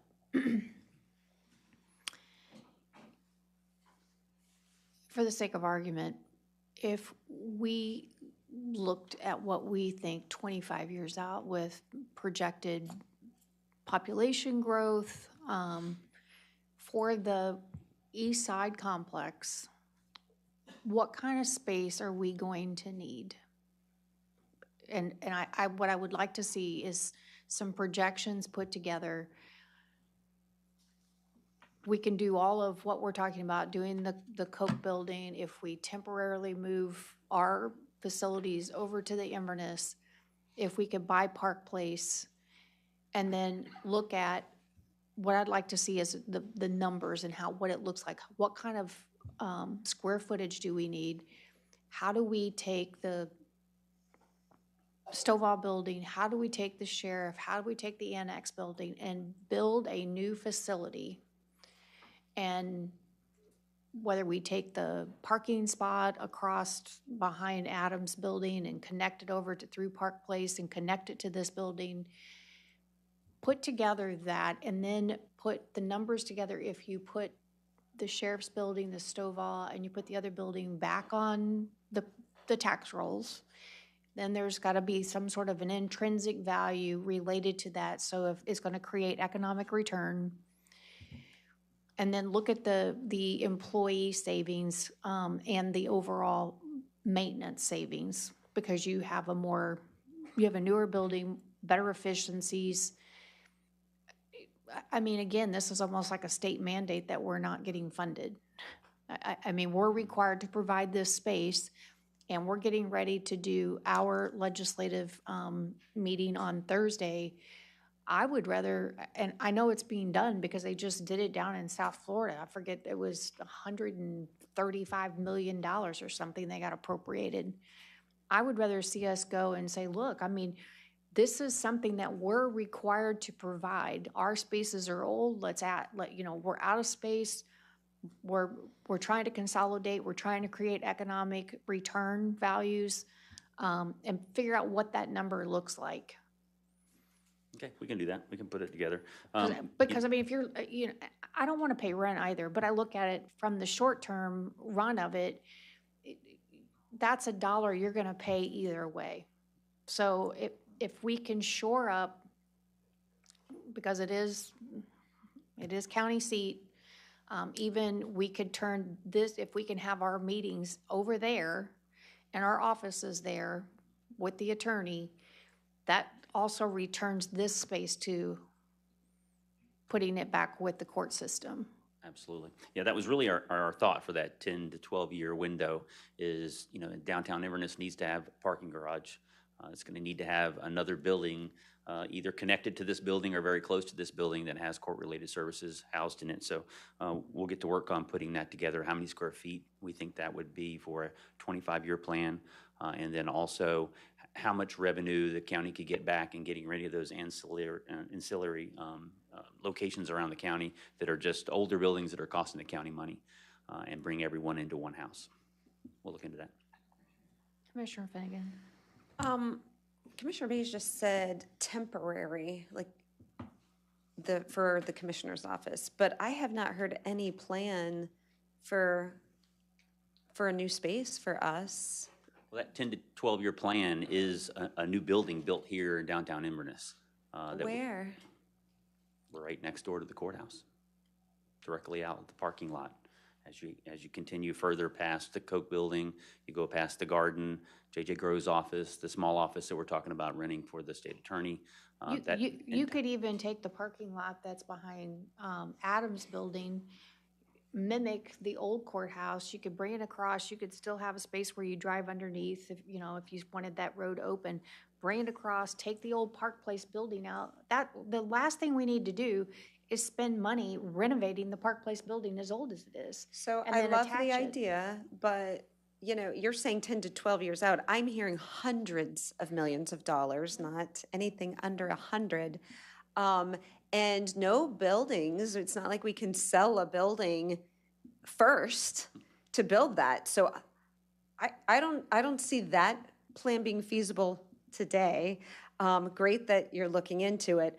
So the rent that we're talking about, although we have plenty of space, or we're going to have plenty of space, over 10 to 12 years, what does that amount look like in rent? So the space we're talking about renting at the City of Inverness, the government building there for both legal as well as the commissioners, is just over 5,000 square feet, $26 a square foot. It's about $1,100 a month. So 11,000, I have to do the math, but 11,000, I'm sorry, 11,000 a month. 11,000 a month. Yeah, $26 a square foot, 5,100 square feet. So well over $100,000 every year. Correct. So not only, board, will I vote against this, I will refuse an office there because there's no way I can in good conscience be a part of telling the taxpayers to rent me space, adding in $11,000 a month when I don't go there, my constituents don't go there, and I have to have a space in a different building anyway. That made me a little sick in my stomach, to be honest. That is a huge waste of money. Commissioner Barrick.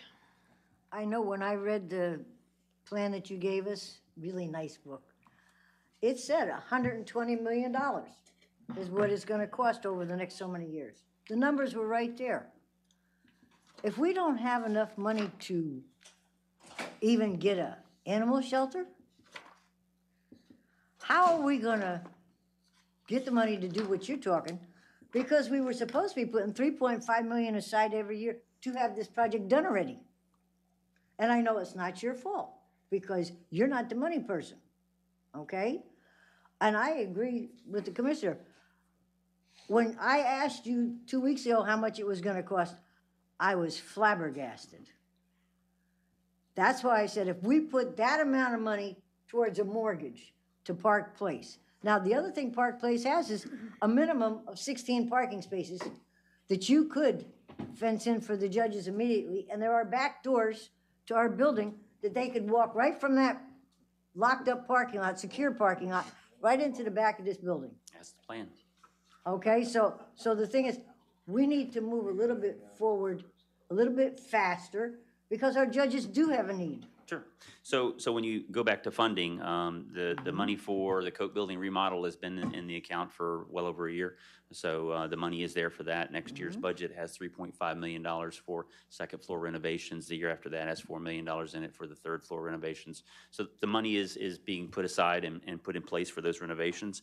And whatever, decision the board makes on your offices, I'm sure we'll just change the plan a little and accommodate whatever decision you make.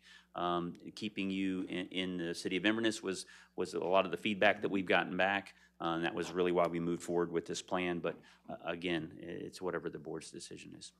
Carlton, I just want to be clear, meeting here, I understand, and I understand the county seat, I understand all that. I'm just talking about 6 offices. $11,000 a month, if you needed space, buys you quite a bit of permanent space and an investment. Right. And honestly, I don't see us renting space if we did that for 12 years. Right. So I think it would be way longer than that. Yeah, the original plan was the Adams Building. And at the time, the Adams Building wasn't built out on the interior. We were looking at about $2.2 million for the purchase of that building. We brought it to the board, and it was voted down. And that was the original plan. And of course, now we've done a little more checking. The building is for sale, and it's upwards of $3 million now. What is the age of the Park Place building? How old is that building? I have no clue. It's well over 16 years. In the 80s.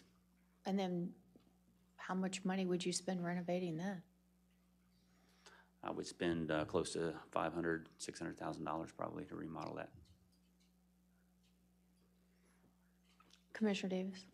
It's been a while since I've been in Inverness City Hall. There's no magnetometer there, correct? No secured entrance? Yeah, so in some of the talks we've had with the city of Inverness, Eric Williams has talked about some upgrades that they're doing, not only to their meeting room itself for audiovisual, but also relationship with the sheriff's office, doing a secured entrance across the front that would have secured access, and then have a presence of the sheriff in the building as well. Okay, thank you. Sure. Madam Chair, I got a quick question. Commissioner Kennard? Carlton, have you been inside that, is it Park Plaza or Plaza Park, whatever? You've been Park Place. inside that building? I have. How quickly, if this board were to pivot and look at purchasing that, how quickly could that be set up for commissioners to move over there? Really? Heck, for that matter, I mean, that much square feet, you might be able to move people from the Coke Building over there too. I don't know. I don't want to turn the whole plan on its ear. That's been the problem with this whole initiative all along, is we keep changing directions. Right. But if we were to move forward with that, it sounds like it may lend itself ideally to the secure parking that the judges rightfully are talking about. Also provide a structure, albeit a 40-year-old structure, close to this building. How quickly could we bump over there? I'm sure, purchase of the building would take a few months to get that accomplished. And then after that, we would really just need to assess who we're going to put in that space and what's currently there. I've walked into the space. I've been into that space 14 years ago when the county had some rented space in there as well. But it's very broken up into small little hubs inside there with a stairwell and an elevator. But it just depends on what the board would want their office to look like. I mean, some paint, some flooring, and a few upgrades could be the minimum. Okay, thank you.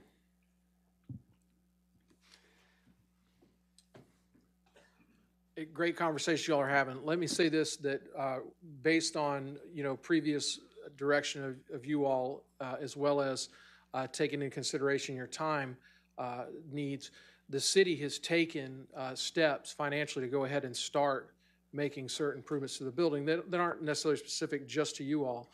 But in fairness to the city, what I'm hearing today is a potential retraction back from that plan.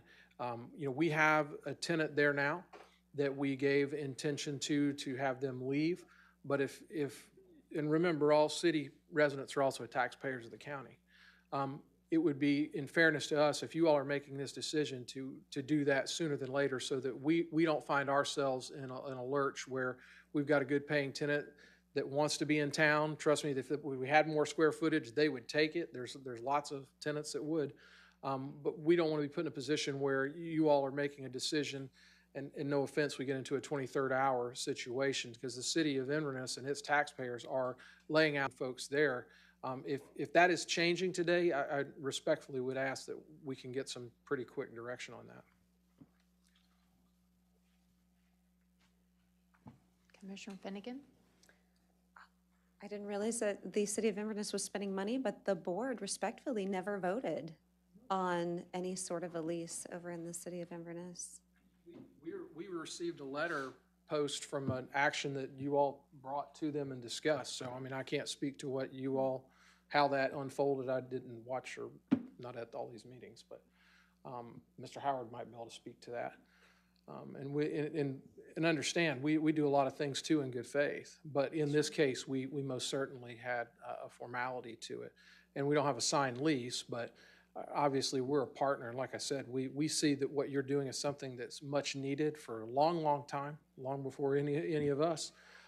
And so we want to support that. But I'm not trying to take anything away as an option, but in the same respect, if you're making this decision and leading into that, if you're looking to save taxpayers money, the city residents are taxpayers, and they deserve to be able to know that if you're making this decision, the sooner the better for us to be able to move in a different direction, because it would be very expensive if we got to a 23rd hour. That's the point I'm making. I completely agree, but those same city residents, knowing with their county taxes that we have all of this space and that no commissioners are sitting in these offices, that we're spending all their money to try to get offices here, it just doesn't make sense. You'll have to, that's probably the great government quagmire of elected folks all over this nation. You know, part of what goes into government that people struggle with is there's a certain optics and there's a certain prestige and expectation as it comes especially to very important elected positions, and an expectation of things around that. You have to decide what those are for you all, but it is most certainly not outside of industry standard for county commissioners in a county in Central Florida that has the population that you have, the attractiveness that you have, to have offices somewhere. So I would tell you that's an okay thing. Look at the Inverness Government Center. Most people would look at that building and say, wow, what a beautiful building. I mean, people go, wow, how did this, that'll be the position that you're in as you start to find your way to a new building one day. It takes the decision and the leadership of a board to say, we're going to make this decision that might not always be the most popular. I can assure you in the Inverness Government Center, for those that were around when that building came to fruition, it was probably less than 50% popular support, but it took the fortitude of a council working past that to see the future and look at what you have today. You have no one that questions the validity of whether that building should or shouldn't be. Well, I govern by one principle. I believed it before, I believe it today, and for the future will be that the government serves the people, not the other way around. Absolutely, and I believe Inverness embodies that pretty well. Commissioner Barrett? One more thing that I wanted to tell you. We never, as a board, voted on what we were actually doing. So far, we've had workshop and discussions as to possibilities. There have never been any defining moments where we said, yes, we are going to rent this. Yes, we are going to do that. That's why this was a workshop again. So I am sorry if Inverness has started putting money out in anticipation of our possibly renting. You did take a level of action, and we have, it's back, it was sent to us in a formal letter of intent. So, I mean, Not from the board. And I'm you'd sorry, have to but address that with it's your always been administrator. workshop. And that's all we've had is workshops. Steve, is So, am I missing something here? And that may have come from the other staff. I didn't send a letter myself personally, but like you said, there's been ongoing discussions and things like that. So I'm not sure about the letter that you received. It may have been from Carl or with what action the board took at the time or something like that. It's possible. So. I mean, it was reported on in the newspaper from your discussions and directions of this board. So, I mean, you may want to review those things. I think I don't know what the date was we were bringing this forward. Carl was, I know, working on the lease and things like that. So all those were, like the city manager said, we were on ongoing discussions with staff to continue to move this forward as an option. And like they don't make space in this Park Place property. I just found out about it because it wasn't on the market. So when somebody said, hey, take a look at this, I called them, just like we talked to the city. So we need space. We're going to need lots of different options to get there. I can tell you just from my past experience, I worked going on now, this is 15, 17, almost 19 years now ago. I sat almost in the same building like this with another county, actually Seminole County Board of County Commissioners. They got a hospital for $1, and the goal was they'd only going to stay in there for a couple years. They're still in that building. They're still having these conversations. So as I go back and actually with the morgue committee, I call it now, actually re-engaging some of the commissioners from Seminole, because I'm attending those meetings. So these are conversations you continue to have, but delay is not, we have to take action on some of these things, and you got to make, these are difficult decisions to move a county forward, but we know prime is the judges need space, and to get more space, we have to get folks out of this building to do that. There's no other way I can do that. I keep asking for a magical floor I haven't found yet. I'm hoping I can push the button on the elevator and there's another floor we discovered, but we haven't discovered it yet. So I appreciate the leadership of Eric Williams and his council. We've got a great relationship moving forward, but I'm kind of with, the city manager too. We need to make that decision. If we're not going in that direction at all, we need to do that and let you know that today. Yeah, I mean, to be candid, I most certainly believe that you all had that discussion. I mean, a number of you have come and spoken to me about having had that discussion and moving to the Inverness Government Center. But be it as it may, why don't you go ahead today and let me know what you're deciding, because, and again, fairness to those folks that comprise the Inverness constituency, I definitely think that it's the reasonable thing to understand. Madam Chair, Commissioner Kennard. what I would suggest, since this is a workshop, and we can't take a formal vote, what I would suggest is that we walk an agenda item on to our 1 o'clock meeting today to vote on whether or not the county commission is going to rent space from City of Inverness. City of Inverness and their city council has moved forward in good faith based on communications they got from the county that the plan was to move forward with renting there. If that is a difference between county administration and staff and this county commission, then we need to settle at 1 o'clock today so they know what direction. They've got an existing tenant. They need to be able to tell the tenant, hey, look, the county's changing directions. We would rather you stay here. Then they're relatively unharmed other than any changes they've made that may have been specific to the county commission. But if we're going to go that direction, then we need to make that decision as well so they can be assured that they're going to have a tenant. But I think that's something that has been widely talked about publicly, and I'd like to see an agenda item walked onto our 1 o'clock meeting, and let's make a decision. If there's no objections to the board members, then Mr. Howard, can you make that happen? And just to clarify, you actually gave direction for your attorney and the staff to start working on a lease, which our attorney and your attorney have been in review of said lease, just to provide clarity to how far that direction went. Madam Chair. Commissioner Davis. Mr. Howard, could you also find out have someone pull minutes on any of our actions? Because to your point, Mr. Williams, and I do apologize. Okay. And to Commissioner Kennard's point that we keep getting tangled in our underwear and changing direction. So I'd really like to know what decisions, if we did make decisions, because we take so many votes, Eric. Listen, I get it. It's not, I get into this rodeo all the time. I chose a career of it, right? What I would say God bless you. you. That's okay. We're all in it together, right? We're just riding different horses some days of the week. What I would tell you is that today we haven't expended anything that we wouldn't necessarily expend for ourselves.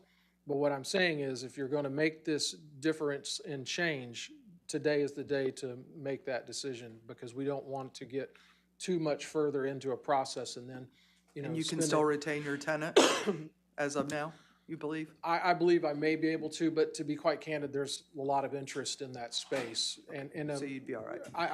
I believe so, but trust me, I'll be reaching out to that tenant. And there are other constitutionals that might have an interest in that space as well. It was one of those things that we held it back from anyone else's interest for the county's purposes, to be quite candid. So it would help us if we could have those, a decision of some sort. I've got Commissioner Barrick. Madam Chair, I don't feel comfortable voting this afternoon. I feel that Mr. Howard and the staff should have enough time to get the numbers from the lady or the gentleman at Park Place so that we have realistic things to talk about. Are we gonna do that? Are we gonna move to the Lecanto government building? Okay, and before we say yes or no, you know, even if it's only a 2-week delay, I think that we should be given that delay so that we can make a good judgment, not just a snap judgment. Well, yeah, I'm gonna do it, or no, I'm not gonna do it. Well, with all due respect, Mr. Williams, the city manager, would like an answer today. So I think we owe that to him. Well, I think also He it's hasn't not- expended any money yet. He just said that. He said the only changes they've done are their normal changes right now, and they haven't done anything special for if we're going to. So yes, he needs an answer, but I think we need some time to get some answers from our administrator and our developer, you know, our people that are project managers. It isn't just money that we've spent, Commissioner Barrick. We have a tenant that pays us the same amount of money that we were offering that space to you for, that's currently looking for space, that we would ask them to pull back and just stay. And trust me, they will want to do that. So they are also a government agency. They're also funded by taxpayers. The amount of money that they would be spent, see, that's how it works. There's a trickle-down effect. Every decision that you may look at as in haste starts to have an effect beyond just what is in front of you. So this other agency, which is an entire state agency for this entire Fifth Circuit, they're spending money going out trying to find space in the downtown at the same time that you're spending money to try and go find space in the downtown. We held it as a priority for you all, but at this point, you know, the reason why we need an expeditious decision is it's in the best interest of the taxpayers of Citrus County, the same ones that you represent, that we understand that that tenant needs to stay. And they're literally days away from needing to make a decision of if they're gonna go or not. Commissioner Finnegan? I understand the need for today, Eric, and I'm all aboard with getting you that answer. I do want to apologize as You just don't have to apologize. one member of the board. I have never changed my stance about understand. renting. But I don't remember, it may have been a different board. I know that we're only one different. And I do remember others on this board having an interest, but maybe not knowing the rental amount. So I think exploring it for those that were for it at the time may have been an option, and maybe that would change with the amount. But I feel like we should vote today because I'm hoping we don't. And no offense, because you still have a No offense tenant. taken. City of Inverness is a winner.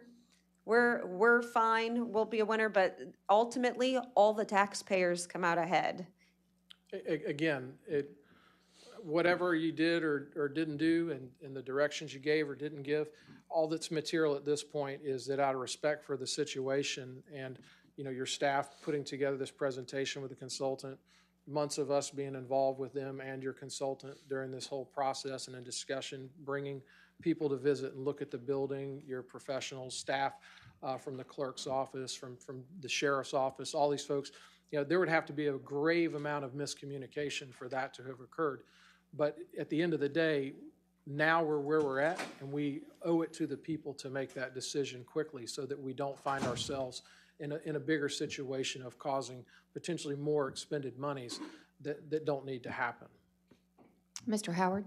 All it was, we'll add this to the, later on, but this, they're bringing it to my attention was March is when we brought this before the board as a target for action, authorizing us to begin negotiation with the city. So that began that process of, I think the attorneys and staff continued to work forward. So that was back in March, but we'll have a copy of that for 1 o'clock.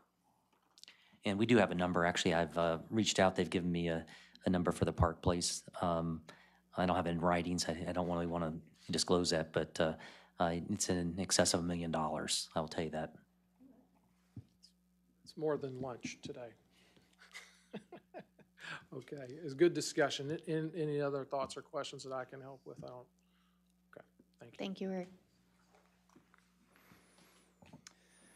So moving to the last couple of slides, really after the discussions we had today, it's really about making the decisions for the future. And whether we rent space from the city of Inverness or not is a big decision that we really need to decide today. But we also need to think about long-term plans for, you know, the campuses that we're talking about in Inverness and Lecanto and the expansion of space that we know we're going to need in the future. So without putting something together in the budget for future years so we can have that plan funded, so we're not in a situation where we are today, where we've had several different space needs analysis, whether it was by in-house staff or by outside staff over the past 15 years that I've been here. And really, we really haven't grown very much at all, other than taking on the Meadowcrest building, which was extra square footage for the county. So really, we need to seriously think about the next 10 to 15 years and where we need to be able to accomplish a new campus, whether it's here in Inverness or something in expansion in Lecanto. Commissioner Finnegan?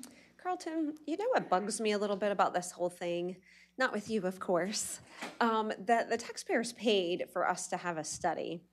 And we all know that Water Resources is moving out. We all know that the VA is moving out. Yet the only plans that are up here is buy, rent, buy, rent.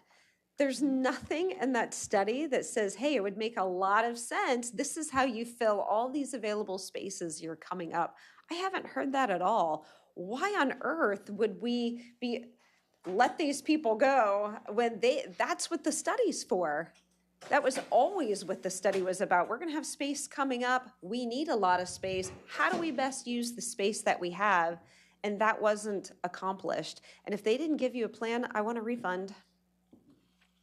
Unfortunately, I wasn't involved in the scope for this space needs analysis, but we have AECOM here with us. If you had questions for them, maybe they could expound more on the future plans and the use of the space. I know, you know, they did a lot of pre-planning with constitutionals and different partners on what space they are going to need in the near future, whether that's 3 years, 5 years, or 10 years from now. But if you would like, I could have them explain a little bit. Yeah. They can tell me why we don't need a refund. Hi, just making sure you can hear me all right. I didn't realize they were on the line. Good morning, everyone. Okay, great. We did highlight in the report the vacancies within the CCRC with the VA moving out. I'll say that our plan is focused on the 10-year plus mark. So we were projecting headcount on the 10-year mark for the agencies that were involved in the study. Looking specifically at the 8 buildings that were provided within the scope of our 3 focus areas. We did suggest, as part of the Water Resources moving out, some adjustments in terms of adjacencies within the Lecanto government complex, and then moving folks, like as you were discussing earlier, you know, focusing on the court systems in Inverness, and then the government services at Lecanto. So, you know, we did address what the vacancies were. There were obviously opportunities to look at swing space in the interim, in the short term during construction of the courthouse, you know, focusing more on the Inverness complex. So not at all about our available space that we have. We didn't even look at all the space we have. The focus of our study was within the 8 buildings provided in the scope. So within that was the CCRC, which would present, I believe, over 20,000 square feet of space with the VA moving out. So that was part of our adjacency planning, as well as the Water Resources moving out of Lecanto. We already know they're all moving. Maybe I missed, what did you suggest that to go into each of those spaces? We can provide the full list, but for example, you know, the BOCC, we had actually moving in our initial recommendation scenario to the extensions building where IFAS currently is. So, you know, having that space there, having more public space, centralizing Lecanto. And I can pull up the plan or provide it for you in terms of who's moving to CCRC. But we did have that space with additional vacancy space to provide room for growth in the future. So you did provide information for current entities to move into those spaces that are now vacated, both at the Lecanto government building and the building on Martin Knighton. With the assumption that they move out in the next few years, yes, we provided that in the 10-year mark. Okay, thank you. We'll have to revisit that. So basically, we had a space needs study and we're not doing anything that they suggested with those buildings? Well, I mean, there's been different discussions about where the board was to go. And, the most recent direction that we received was to rent space, keep the board in Inverness. Again, we'll decide today if that's the right decision or if there's a different plan.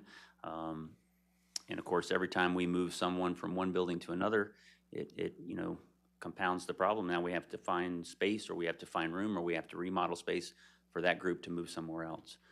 So that's why we're really, trying not to remodel a space just to move someone to remodel another space. And before you know it, we spent a bunch of money and everybody moved around, but no one really got extra room. Well, I'm sure we're just not going to leave half of the Lecanto government building vacant. Absolutely not. Thank you, sir, for being on the line and answering my questions. So the final slide talks a little bit about that future planning. What we need to do tomorrow, we need to plan ahead. We need to plan for growth. We need to plan, prioritize our interactions with the public and what kind of space that looks like. We even need to think about, some working from home situations and how that's going to work into the county and county offices, improve our efficiency, with existing spaces that we currently had and have, and provide adequate space for future operations. So again, the midterm space needs projects are, of course, the 3 years out. We got the third floor of the courthouse to add 2 additional courtrooms. And when you think about that courtroom E that was discussed by the judges, that is actually on the old side of the third floor. So in the remodel on the third floor, courtroom E basically goes away, and we have 2 brand new courtrooms that the judges will be able to make use of on the third floor. State attorney is on the third floor, and that's really the thought of the Park Place building. Because of the square footage of space that they need when we get ready to move into that third floor remodel, we have to find somewhere for that state attorney to go, and the square footage matches and aligns with Park Place, and that was our thought and the reason why Steve started the conversations with the owner of Park Place.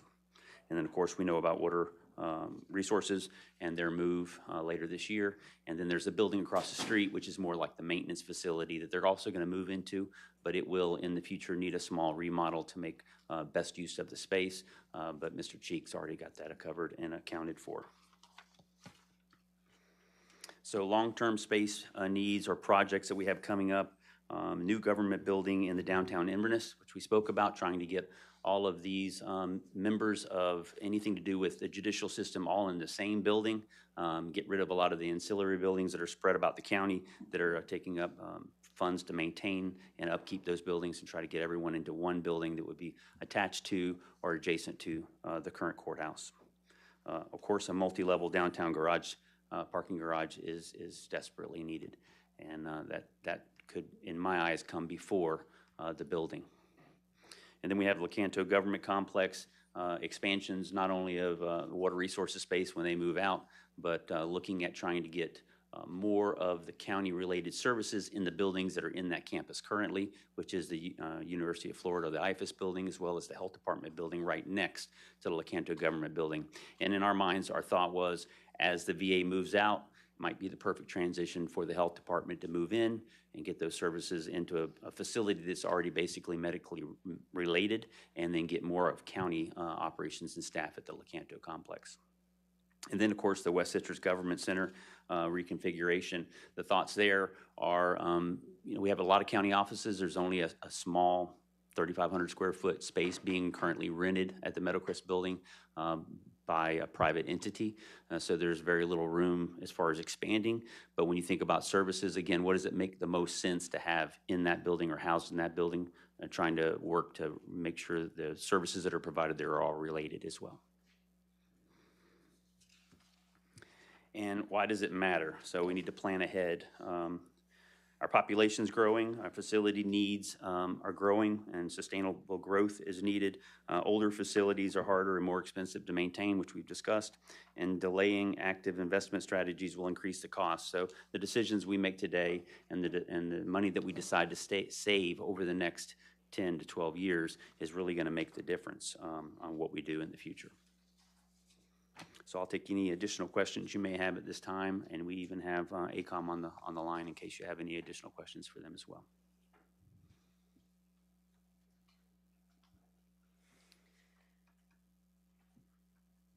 Where would you put a parking garage?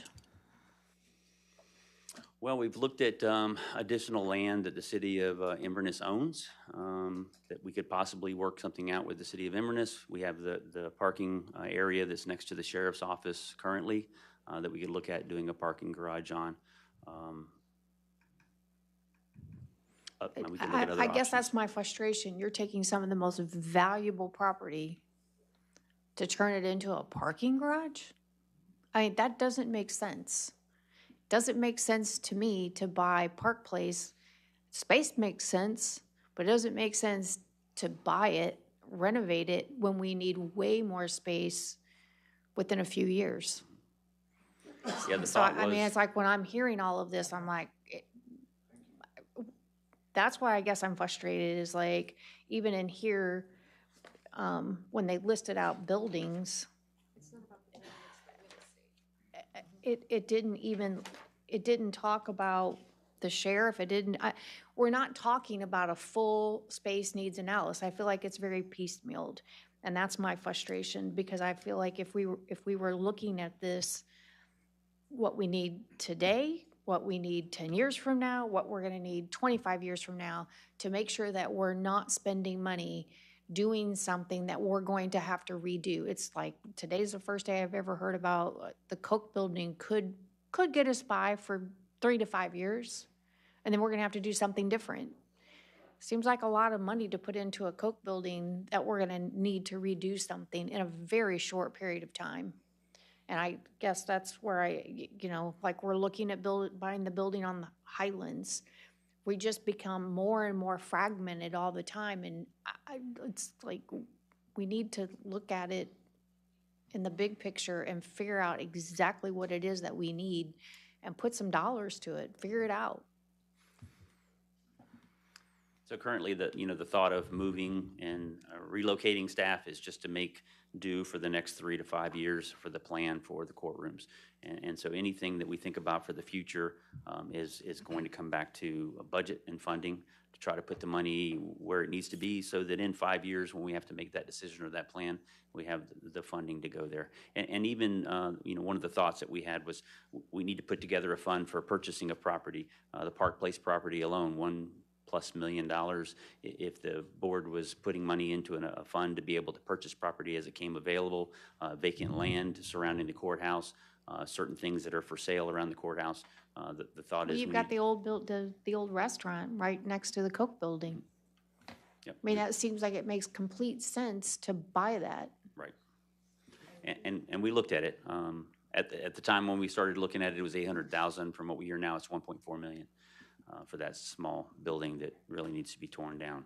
But that's the kind of thing that we're looking at for the future, to have those funds available so that we can, as something comes available, pick that up as soon as possible before the price escalates in the future. I got Commissioner Barrick first. I did some quick numbers for what we're gonna rent, if we rent from the city. In a little over 8 years, we would have $1 million for the Park Place building paid. So if we were to buy the place for even $1.5 million, it would take maybe 12 years of rent to the city. Instead, we would own. And we would also have parking space. So when I look at it that way, and the commissioner here says she's looking at so many years out, I saw the outside of the building. It was painted really nice. Doesn't need a paint job. It's got a beautiful new roof on it. It's not gonna need a roof job, but it does have the parking, which would accommodate. So besides just getting a building for the people for offices, we would have accommodated one of the other needs of the judges, which have not been met over the last 6 or 7 years, and they've been asking. Absolutely. And we need to accommodate something. Cardi and that Lightem got their place nice and quick. As soon as all the money, the paperwork goes through, they got out.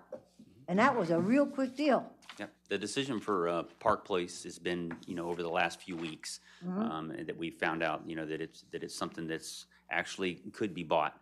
And the decision on the parking for the judges was something we had a meeting on last week with the judges. Right, but if you take the numbers, in 12 years, we could pay 1.5 million, rather than in 12 years, pay 1.5 million in rent. Well, we got to think about, the third floor renovation in 3 years. The Park Place building was thought that that's where, would be a good location for the state attorney.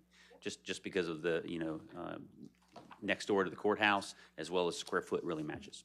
Commissioner Davis? Just have a quick question.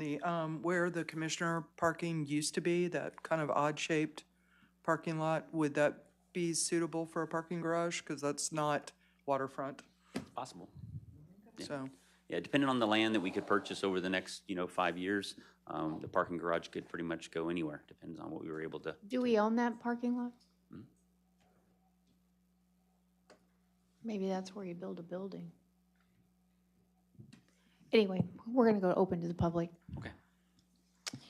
Chair, as we're going to open to the public, I don't know how many of you are able to see your email. Our 501 for this evening has been continued. Just thought I'd give you all an update.